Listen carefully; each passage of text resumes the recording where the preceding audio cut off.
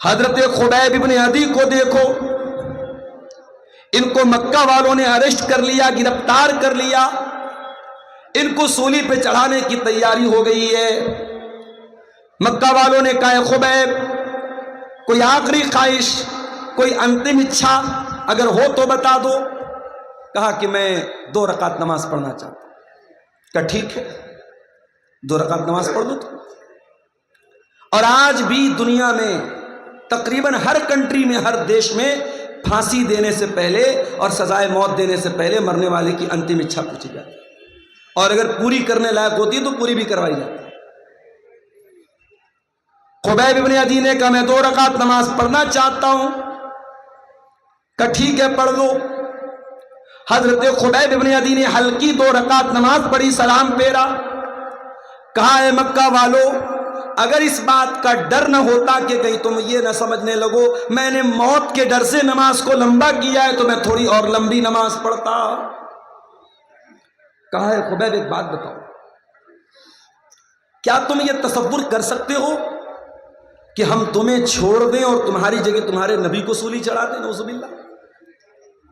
اگر تم ایسی بات اپنے منہ سے نکال دو کہ اے لوگوں مجھے چھوڑ کر کے میرے نبی کو سولی پر چڑھا دو، تو اے خبیب ہم غور کر سکتے ہیں، ہم وچار کر سکتے ہیں کہ تمہیں چھوڑ دیں۔ میرے پیارے ساتھیوں، خبیب ابن عدی کو معلوم ہے تھوڑی دیر میں مجھے سولی پہ چڑھا دیا جائے گا، میری تکا پوٹی کر دی جائے گی، میرے بدن کے ٹکڑے ٹکڑے کر دیے جائیں گے۔ ایسے موقع پر خبیب کو آفر دیا جا رہا ہے تجھے کچھ نہیں کرنا ہے، بس زبان سے یہ کہنا ہے میری جگہ میرے نبی ہوتے تو ہم تمہیں چھوڑ سکتے ہیں، تو تم بتاؤ تمہاری کیا رائے ہے؟ خبیب بن عدی کہتے ہیں کہ اے ظالموں، تم میری جگہ میرے نبی کو سولی پہ چڑھانے کی بات کرو، میں تو یہ بھی گوارا نہیں کروں گا کہ میری جان بچ جائے اور میرے نبی کے پاؤں میں کانٹا بھی چبویا جائے۔ تم میری جگہ میرے نبی کو سولی پہ چڑھانے کی بات کر رہے ہو، ارے یہ تو بہت دور کی بات ہے۔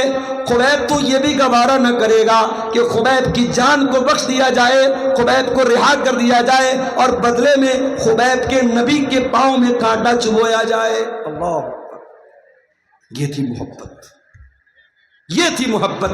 النبی اولا بالمؤمنین من انفسہم، ایمان والے اپنے نبی سے اپنی جان سے زیادہ پیار کرتے ہیں۔ حضرت بلال کو دیکھو میرے بھائیوں، نوجوان بھائیوں، اپنی اسمارٹنس پر، اپنی خوبصورتی پر، اپنے ہینڈسم ہونے پر، اپنے گورے گورے رنگ پر ناز کرنے والے بھائیوں اور بہنوں، اللہ نے اگر آپ کو خوبصورت بنایا ہے بہت اللہ کا شکر ادا کرو، مگر یاد رکھو خوبصورتی یہ اللہ کے ہاں کوئی کام آنے والی چیز نہیں ہے۔ اللہ کے ہاں آپ کی شکل و صورت یہ میٹر نہیں کرتی ہے، اللہ کے ہاں آپ کا عمل میٹر کرتا ہے، آپ کا کیریکٹر میٹر کرتا ہے، آپ کا عقیدہ میٹر کرتا ہے۔ بڑے اسمارٹ ہیں، بڑے ہینڈسم ہیں، دنیا میں کوئی دیکھتا ہے بڑی تعریف کرتا ہے، یار یہ بندہ بڑا خوبصورت لگتا ہے، یہ لڑکی بڑی خوبصورت ہے۔ دنیا والوں کے کمپلیمنٹ حاصل کرنے کے لیے، دنیا والوں کی تعریف حاصل کرنے کے لیے، اپنے گورے گورے رنگ پر ناز کرنے والوں، اپنی گوری چمڑی پر ناز کرنے والوں، بلال کوئی گورا تو نہ تھا، بلال کوئی ہینڈسم تو نہ تھا، بلال کوئی اسمارٹ تو نہ تھا، بلال کا رنگ کالا تھا، بلال حبشہ کے غلام تھے، ان کا مالک امیہ بن خلف ان کو عرب کی تپتی ہوئی ریت پر لٹاتا تھا اور کہتا تھا اے بلال ہم تمہیں چھوڑ دیں گے، بس ایک بار تم یہ کہہ دو اسلام کا انکار کر دو اور محمد کے دین کا انکار کر دو اور ہمارے 360 بتوں کی عبادت کا اقرار کر لو، اے بلال ہم تمہیں چھوڑ دیں گے۔ اے بلال تیرے ایمان کا کیا کہنا، تیری استقامت کا کیا کہنا، تیرے دل میں رسول کی محبت کا کیا کہنا۔ بلال اس تپتی ہوئی ریت پر لیٹے ہوئے ہیں, سینے پر گرم پتھر رکھا ہوا ہے. بلال کی سینے کی چربی عرب کی تپتی ہوئی ریت میں پگھل رہی ہے, مگر بلال کی زبان سے کیا نکلتا ہے؟ احد احد احد. نہیں اے امیہ بن خلف, تو کان کھول کر کے سن لے, میں ایک اللہ کی توحید پر ایمان لا چکا ہوں, اب توحید سے کمپرومائز کرنے والا نہیں ہوں, اب توحید سے سمجھوتا کرنے والا نہیں ہوں. توحید سے بڑھ کے کچھ نہیں ہے میرے بھائی. منسٹر کا عہدہ بھی نہیں ہے, گاؤں کا پردھانی تو چھوڑ دو, ودھایک کی ودھایکی تو چھوڑ دو, سانسد کی سانسدی تو چھوڑ دو, منسٹر کی منسٹری اور بادشاہ کی بادشاہت, یہ توحید سے بڑھ کے نہیں ہے. اتر پردیش کی ایک لیڈر کے بارے میں نے بولا, اور کٹیہار کے ان یوٹیوبرز نے اس کا فوٹو لگا کر کے ڈال دیا. ہمارے کچھ ساتھیوں نے ہم پر اعتراض کر دیا, آپ کو کیا حق پہنچتا ہے؟ ہماری قوم کی ایک لیڈر ہے, ایک لڑکی ہے, بہت اچھی لڑکی ہے, ہمیشہ دوپٹہ اپنے سر پہ رکھتی ہے اور پرمپرا کے ساتھ رہتی ہے, عزت کے ساتھ رہتی ہے. اگر وہ کسی عبادت خانے میں چلی گئی اور اس نے دو چار ان کی عبادت میں حصہ لے لیا تو آپ کو کیا ادھیکار پہنچتا ہے کہ آپ تقریر میں اس پر اعتراض کریں؟ میں نے کہا پہلی بات تو میں نے نام نہیں لیا تھا, میں نے نام نہیں لیا تھا, یہ یوٹیوبرز کی حرکت ہے. نام نہ لو, یہ فوٹو چپکا دیں گے, تقریر کچھ رہے گی, یہ اس پر تھمبنیل لگائیں گے, میاں بیوی شادی کے بعد کیسے ملیں, ایک گندی سی تصویر لگا دیں گے, اور میاں بیوی کیسے ملیں. اب ہمارا نوجوان اتسکتا وش اور اس میں یہ دیکھنے کے لیے کہ مولانا نے کیا بیان کیا ہے, جب اس کو سنے گا تو کہے گا کھودا پہاڑ نکلی چوہیا. یہ ہمارے یوٹیوبرز کی حرکت ہے, ان کو ویو حاصل کرنا ہے, کچھ بھی تھمبنیل لگا دیں گے, کچھ بھی اس پہ لگا دیں گے. ایک جگہ تقریر میری ہو رہی تھی, گرمی کا موسم تھا, میں پسینے پسینے تھا, ایک آدمی میرے پیچھے سے آیا, وہ مجھے پنکھا کرنے لگا. لوگوں نے بتایا تھوڑا دماغ کا کریک ہے, وہ آ کر کے پنکھا کرنے لگا, بولا آپ گرمی سے مر جائیں گے. میں نے کہا بھائی میں گرمی سے نہیں مروں گا, تم بیٹھ جاؤ. اب ایک یوٹیوبر نے اس پر تھمبنیل لگایا, تقریر میں ہوا ہنگامہ, مولانا بھڑک گئے. ارے بھائی کس پر بھڑکا میں؟ تو کچھ بھی چل رہا ہے آج کل. میں نے تقریر میں صرف اتنا بیان کیا اتر پردیش کی ایک لیڈر کے بارے میں نے نام بھی نہیں لیا. میں نے کہا ایک لیڈر ہے, مسلمان لیڈر ہیں, بڑا ان کی تعریف ہو رہی کہ صاحب بہت اچھے پریوار سے ان کا سمبند ہے اور بہت سارے ووٹوں سے جیت کر کے وہ آئی ہیں اور پارلیمنٹ میں ہماری نمائندگی کر رہی ہیں. ان کا ایک ویڈیو میں نے دیکھا کہ ایک عبادت خانے میں, غیر مسلموں کے عبادت خانے میں داخل ہوئی اور ان کی عبادت میں ان کے جو ہے جو دھارمک کریا کرم ہوتا ہے اس میں شامل ہو. میں نے کہا یہ غلط ہے. ایک سیدھی بات سن لو, ابھی دلی میں آل انڈیا اہل حدیث کانفرنس ہوئی, میری تقریر ہونے والی تھی وہاں, بنارس سے میری فلائٹ تھی, میں نہیں جا سکا. اس کانفرنس میں میری تقریر کا جو ٹاپک تھا وہ کیا تھا؟ اسلام اور مذہبی رواداری, اسلام اینڈ ریلیجیس ٹالرنس. اسلام دوسرے کے مذہب کے بارے میں ہمیں اپنے اندر برداشت کا مادہ پیدا کرنے کا حکم دیتا ہے, یہ میرا ٹاپک تھا. تو میں اس تقریر میں جو بات بیان کرنے والا تھا, جو میں نے نوٹس بنائے تھے, اس میں ایک بات میں نے یہ بھی لکھی تھی کہ رواداری کا مطلب, ٹالرنس کا مطلب یہ نہیں ہے کہ میں آپ کے مذہب پر عمل کروں, آپ میرے مذہب پر عمل کریں. ٹالرنس تو یہ ہے آپ اپنے دھرم پر عمل کریں, میں اپنے مذہب پر عمل کروں, نہ مجھے آپ کے مذہب پر کوئی اعتراض ہو, نہ میں آپ کے مذہب کو کچھ برا بھلا کہوں, اور نہ آپ میرے مذہب کے ساتھ کوئی چھیڑ چھاڑ. یہ ٹالرنس ہے. ہمارے یہاں ٹالرنس کا مطلب کیا سمجھ لیا کہ صاحب جب کوئی غیر مسلم قرآن پڑھے گا تب ٹالرنس ہے, اور جب کوئی مسلمان وید گیتا اور رامائن پڑھے گا تب ٹالرنس ہے. نہیں میرے بھائی, مسلمان اپنی نماز پڑھے اور غیر مسلم اپنی پوجا پاٹ کرے, عیسائی اپنے چرچ میں جا کر کے آرام سے عبادت کرے, سکھ مذہب کا ماننے والا اپنے گرودوارا میں جا کر کے اپنی پوجا کرے, جین مذہب کا ماننے والا اپنے اعتبار سے عبادت کرے, اور ہمیں کسی کے عبادت کرنے پر اور کسی کے تہوار منانے پر ہمیں کوئی اعتراض نہ ہو. یہ ٹالرنس ہے, یہ رواداری ہے, یہ بھائی چارہ ہے, اور اس بھائی چارے کو ہم بھارت میں پھیلانا چاہتے ہیں اور اس کو بڑھاوا دینا چاہتے ہیں. تو توحید سے کوئی کمپرومائز نہیں کیا جائے. حضرت بلال نے توحید سے کمپرومائز نہیں کیا, تپتی ریت پر لٹا دیا گیا, مگر بلال نے توحید کو نہیں چھوڑا. میرے پیارے ساتھیوں, سب سے بڑھ کر کے اگر محبت کرنا ہے تو اللہ سے کرنا ہے اور رسول سے کرنا ہے. اور جب ہمارا رسول سے محبت کرتے ہی ہیں تو ایک بات اور سمجھ لیجئے, دنیا والوں کا ایک دستور ہے, قاعدہ قانون ہے انسان جس سے محبت کرتا ہے اس کو کیا پسند ہے کیا ناپسند ہے اس بات کا بھی خیال کرتا ہے کہ نہیں کرتا ہے؟ مثال کے طور پہ میں آتا ہوں آپ کے سیمانچل میں، آپ کو معلوم ہے یو پی سے تعلق ہے میرا، بہار بنگال میں چاول زیادہ استعمال ہوتا ہے۔ میں آتا ہوں، لوگ پوچھتے مولانا صاحب چاول کھاوے نا روٹی کھاوے؟ میں کہتا ہوں دونوں کھاو، روٹی بھی کھاو چاول بھی کھاو۔ تو اب آپ یہ کیوں پوچھتے ہیں اپنے علماء سے کہ آپ کیا کھائیں؟ کیونکہ آپ کو یہ لگتا ہے کہ بھئی مولانا ہے، ہمارے مہمان ہیں، ہمیں ان کی پسند اور ناپسند کا خیال کرنا چاہیے۔ اب ہمیں پسند ہے مچھلی، ہمیں پسند ہے مرغا، اور آپ لا کے رکھ دیں بھنٹے کی اور بیگن کی سبزی، تو ہمیں تھوڑی پسند آئے گی۔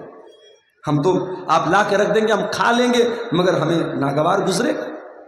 تو جب ہم نبی کا کلمہ پڑھتے ہیں اور نبی سے محبت کرتے ہیں تو کیا ہمیں اور آپ کو یہ جاننا نہیں چاہیے کہ ہمارے نبی کو کیا پسند تھا اور کیا ناپسند تھا؟ آج کی ہماری تقریر کا یہ ایک ٹاپک کا ایک حصہ ہے کہ نبی کو کیا پسند تھا اور کیا ناپسند تھا، اس پر ہم تھوڑی سی روشنی ڈالیں گے۔ آئیے ہم حدیث کی کتابوں کو اٹھاتے ہیں۔ اللہ کے پیارے نبی، جنگ احد کا میدان ہے، اسلام کی دوسری لڑائی چل رہی ہے، احد کی لڑائی۔ اللہ کے پیارے نبی اللہ کی بارگاہ میں دعائیں کر رہے ہیں، اور دعا میں اللہ کے نبی کہتے ہیں اللہم حبب الینا الایمان، اے اللہ میرے دل میں ایمان کی محبت پیدا کر، وزینہ فی قلوبنا، اور اے اللہ ایمان کو میرے دل میں مزین کر دے، ایمان کو سجا دے، ایمان کو اٹریکٹیو بنا دے۔ پتہ یہ چلا کہ نبی کو ایمان سے بہت محبت تھی، نبی کو یہ پسند تھا کہ لوگ ایمان لے آئیں۔ سیمانچل والوں، منساہی اور کٹیہار کے لوگوں، میں آپ سے سوال کرتا ہوں، آپ یہ بتائیے کہ ایمان کس کو بولتے ہیں؟ کتنے لوگ ہیں ان سے سوال کرو صاحب ایمان کس کو بولتے ہیں؟ نہیں معلوم؟ چلیے آپ کو بتا دیتا ہوں ایمان کس کو بولتے ہیں۔ ایمان 6 چیزوں کو بولتے ہیں۔ ان تؤمن باللہ وملائکتہ وکتبہ ورسلہ والیوم الآخر والقدر خیرہ وشرہ۔ 6 چیزوں کو ماننے کا نام ایمان ہے۔ اللہ کو ماننا، اس کے فرشتوں کو ماننا، اس کے رسولوں کو ماننا، اس کی کتابوں کو ماننا، قیامت کے دن کو ماننا، اور تقدیر کو ماننا۔ ان 6 چیزوں کو مانے بغیر کوئی مومن نہیں ہو سکتا، کوئی ایمان والا نہیں ہو سکتا۔ اور یہ بھی نوٹ کر لو، ایمان صرف دل کی آستھا کا نام نہیں ہے، ایمان دل سے ماننے کو بھی کہتے ہیں، اور زبان سے اقرار کرنے کو بھی کہتے ہیں، اور عمل کرنے کو بھی کہتے ہیں۔ اگر کوئی زبان سے اقرار کرتا ہے اور دل سے سچ نہیں مانتا تب بھی مومن نہیں ہے، کوئی دل سے سچ مانتا ہے زبان سے اقرار نہیں کرتا ہے تب بھی مومن نہیں ہے، اور اگر کوئی زبان سے اقرار بھی کرتا ہے، دل سے تصدیق بھی کرتا ہے اور عمل نہیں کرتا ہے تو ایمان والا تو ہے مگر کمزور ایمان والا ہے، کیونکہ عمل سے ایمان گھٹتا اور بڑھتا ہے، ایمان گھٹتا اور بڑھتا ہے۔ جلسے میں آپ آئے، تقریر آپ نے سنی، آپ کا ایمان بڑھ گیا، گھر گئے موبائل میں دیکھنے لگے، یوٹیوب پر کوئی الٹی سیدھی چیزیں آپ کے سامنے نظر سے گزر گئی، فیس بک پر کوئی چیز آپ دیکھنے لگے، اب دین اور ایمان کا لیول کمزور ہونے لگا۔ ایمان کا لیول فرکچویٹ کرتا ہے، اپ اینڈ ڈاؤن ہوتا ہے۔ اسی لیے اللہ قرآن میں کہتا ہے انما المؤمنون الذین اذا ذکر اللہ وجلت قلوبهم، مومن تو وہ لوگ ہوتے ہیں جب اللہ کا نام ان کے سامنے لیا جائے ان کا دل کانپ جاتا ہے، ان کا دل لرز جاتا ہے، ان کا دل ڈر جاتا ہے۔ اللہ کا نام لیا جائے تو دل ڈر جائے۔ دل ڈرتا ہے کیا ہمارا؟ نہیں ڈرتا۔ ارے ہم لوگ تو اتنے سخت دل ہو چکے ہیں، اپنے ہاتھوں سے اپنے مردوں کو قبرستان میں دفناتے ہیں اور پھر بھی ہمارے دل کے اوپر کوئی اثر نہیں پڑتا ہے۔ میرے بھائیوں، ہمارے دل پتھروں سے بھی زیادہ کٹھور ہو چکے ہیں، پتھروں سے بھی زیادہ سخت ہو چکے ہیں۔ انما المؤمنون الذین اذا ذکر اللہ، مومن تو وہ لوگ ہوتے ہیں جب اللہ کا نام لیا جائے، وجلت قلوبہم تو ان کے دل کانپنے لگتے ہیں، وَإِذَا تُلِيَتْ عَلَيْهِمْ آيَاتُهُ، اور جب اللہ تعالیٰ کی آیتیں ان کے سامنے پڑھی جائیں، زَادَتْهُمْ ایمانا، ان کا ایمان بڑھ جاتا ہے، ان کے ایمان کا لیول ہائی ہو جاتا ہے، ان کے ایمان کی چارجنگ بڑھ جاتی ہے۔ ایک بات پوچھوں آپ سے، اپنے نوجوانوں سے پوچھنا چاہوں گا، اپنے یوٹیوب کی ہسٹری ذرا چیک کر کے بتاؤ، لاسٹ ٹائم آپ نے قرآن کی تلاوت کو کب سنا تھا؟ اپنا موبائل چیک کر کے بتاؤ، آخری بار آپ نے قرآن کی تلاوت کب کی تھی اور قرآن کی تلاوت کو سنا کب تھا؟ میرے پیارے نوجوان ساتھیوں، آج ہمارے نوجوانوں کے موبائل پر گانے مل جائیں گے، میوزک مل جائے گا، بالی ووڈ کے سانگ مل جائیں گے، الٹی سیدھی چیزیں مل جائیں گی، اگر نہیں ملے گا تو قرآن نہیں ملے گا۔ میرے پیارے نوجوان بھائیوں، جس نبی سے آپ محبت کرتے ہیں، جس نبی کا کلمہ پڑھتے ہیں، اس نبی نے میوزک کی آواز کو کبھی اپنے کانوں میں آنے نہ دیا، اور وہ نبی قرآن کو پڑھا بھی کرتے تھے اور قرآن کو سنا بھی کرتے تھے۔ قرآن کو سنا کرو میرے بھائی۔ اور میں تو کبھی کبھی افریقہ کے جو قاری ہوتے ہیں ان کی تلاوت میں سنتا ہوں، بہت پیاری لگتی ہے۔ میں نے ایک تقریر میں ایک نام لیا تھا، ایک افریقن قاری ہیں، ان کا نام ہے صوفی عبدالرشید۔ یوٹیوب پر آپ جا کر کے ٹائپ کیجئے صوفی عبدالرشید تلاوت، ان کی تلاوت سامنے آ جائے، کوئی بناوٹ نہیں، سمپل آواز ہے اور پاٹدار آواز، روپدار آواز ہے، اور جب تلاوت کرتے ہیں ایسا لگتا ہے ڈائریکٹ دل کو چھو رہے۔ افریقن قاریوں کی قرآن بہت پیاری لگتی ہے، دل کو اپیل کرتی ہے، دل کو اثر کرتی ہے۔ آپ قرآن کو سننا شروع کر دیجئے، گانا سننا بھول جائیں گے آپ، میوزک کی محبت دل سے نکل جائے گی، قرآن کی محبت دل میں پیدا ہو جائے گی۔ جس نبی کا آپ کلمہ پڑھتے ہیں وہ نبی قرآن سنا کرتے تھے، قرآن پڑھا کرتے تھے۔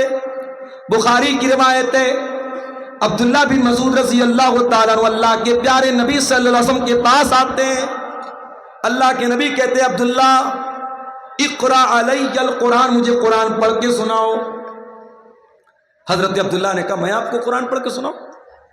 اے اللہ کے رسول، آپ کے اوپر تو قرآن اترا ہے، قرآن نازل ہوا ہے، میں آپ کو کیسے پڑھ کے سناؤں؟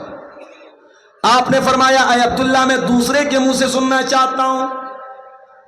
حضرت عبداللہ بن مسعود بہت پیارا قرآن پڑھتے تھے۔ ابھی دلی میں آل انڈیا اہل حدیث کانفرنس میں جو مدینہ کے امام آئے تھے شیخ عبداللہ البوائی جان، انہوں نے نماز پڑھائی دلی میں، اللہ اکبر، کتنی پیاری آواز۔ اس وقت حرم کے جو نئے امام آئے ہیں مکے میں، رمضان کے لاسٹ میں گیا تو اتفاق سے ایک دن تراویح کی نماز میں نے ان کے پیچھے پڑھی، ان کا نام ہے شیخ بدر الترکی، اللہ اکبر کیا قرآن پڑھتے ہیں۔ شیخ سعود الشریم کی کمی کو پورا کرنے کا کام کر رہے ہیں شیخ بدر الترکی، بہت ہی پیارا قرآن پڑھتے ہیں۔ آواز اچھی ہو، اور اچھی آواز میں کوئی قرآن پڑھے میرے بھائیوں تو انسان کا دل بیدار ہو جاتا ہے، انسان کی روح سرشار ہو جاتی ہے۔ عبداللہ بن مسعود بہت اچھا قرآن پڑھتے تھے۔ پیارے نبی نے فرمایا کہ اے عبداللہ اقرأ علی القرآن، مجھے قرآن پڑھ کے سناؤ۔ حضرت عبداللہ سورہ نساء کی تلاوت کرنے لگے، سورہ نساء کی تلاوت کر رہے ہیں اور اللہ کے نبی غور سے سن رہے ہیں۔ پڑھتے پڑھتے حضرت عبداللہ سورہ نساء کی آیت نمبر 31 کے اوپر پہنچے، فَكَيْفَ إِذَا جِئْنَا مِن كُلِّ أُمَّةٍ بِشَهِيدٍ، اے نبی اس وقت آپ کا کیا حال ہے جب ہر امت میں سے ہم ایک گواہ لائیں گے، وَجِئْنَا بِكَ عَلَىٰ هَٰؤُلَاءِ شَهِيدًا، اور ہم آپ کے اوپر آپ کو گواہ لائیں۔ جب اس آیت پر پہنچے عبداللہ بن مسعود، کہتے اللہ کے نبی نے فرمایا حسبک الآن، اے عبداللہ رک جاؤ، بس کرو۔ کہتے میں نے نظر اٹھا کے دیکھا، فَإِذَا عَيْنَاهُ تَذْرِفَانِ، اللہ کے پیارے نبی کی دونوں آنکھوں سے آنسو بہ رہے تھے، اللہ کے نبی رو رہے تھے۔ کیوں رو رہے تھے؟ ذمہ داری کا احساس تھا آپ کے کندھے پر، آپ کو اس بات کا احساس تھا کہ اتنی بڑی ذمہ داری میرے کندھے پر ڈالی جائے گی۔ معاف کرنا میرے بھائیوں، آج ہمارے اندر کمی ہے کسی چیز کی تو ذمہ داری کے احساس کی کمی۔